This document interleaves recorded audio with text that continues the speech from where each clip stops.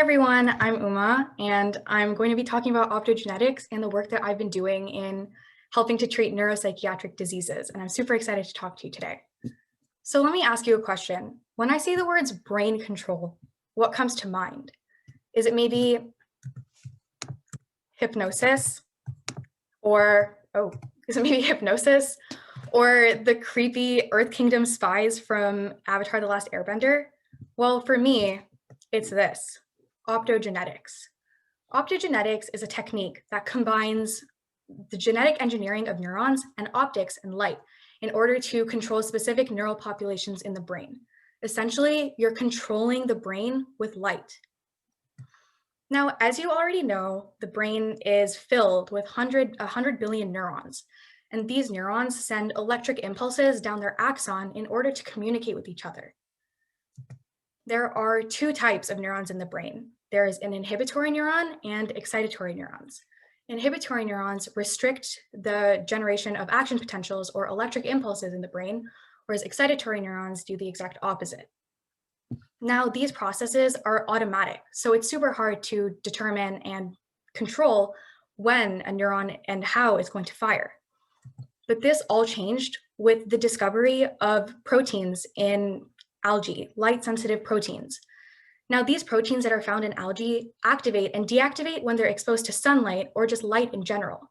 So scientists had the idea to essentially inject these proteins into the brain in the form of viruses, harmless though. And based on the way that viruses replicate, they would replicate themselves and make a bunch of neurons that are light sensitive.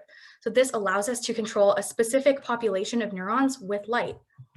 This was super revolutionary for neuroscientists because electric stimulation was a technique that they were using before. And this basically just stimulates everything in the brain, so you don't have precise control over what you're trying to do.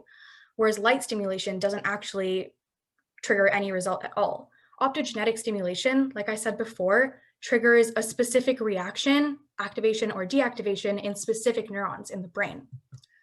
Now, I'm sure you've all heard of obsessive compulsive disorder, or OCD. OCD patients often suffer from fixed behavioral patterns, heightened anxiety, negative reinforcement loops of action, and spontaneous behavior. In the brain, this is characterized by a miscommunication between the amygdala, which is responsible for emotion and behavior, and the regions of the brain that connect the amygdala to other parts of the brain. However, aside from that, we're not really sure how OCD works and its connection to different regions of the brain. That's why in my research with UC San Francisco, we're targeting the VTA, or the ventral tegmental amygdala, which is the bottom half of that small blue dot that you see in the middle of the brain. In mice, OCD is characterized by repetitive grooming or a bunch of repetitive actions, which is where they basically lick themselves and rub their paws together. And by stimulating the VTA optogenetically in mouse brains, we're expecting to see some kind of heightened response to grooming and a bunch of other repetitive actions. That's actually exactly what we did see. Optogenetic stimulation in the VTA resulted in a bunch of increases in the time that they spent grooming, as well as the number of time that the mouse would spend grooming. So this data and all these experiments were recorded in basically half-an-hour videos, and I would sit through these videos and label about 120 frames in one sitting.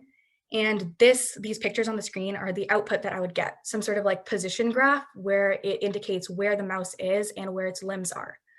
I would then run this data through Deep Lab Cut, and it would give me another data set that I would run through B-Side, which would help me to understand spontaneous behaviors and give me this kind of colorful array of data.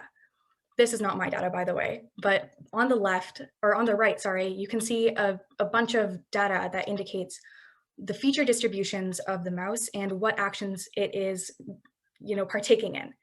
And these data sets and these results would help us to actually draw conclusive results on how involved the VTA is in OCD and obsessive compulsive disorder symptoms.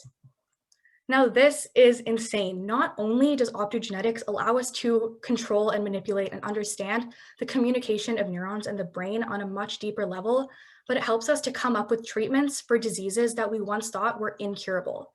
So when we hear the words brain control, it's not brainwashing and thinking that there is no Warren Bossing say. It's actually the future of neuroscience. Thank you.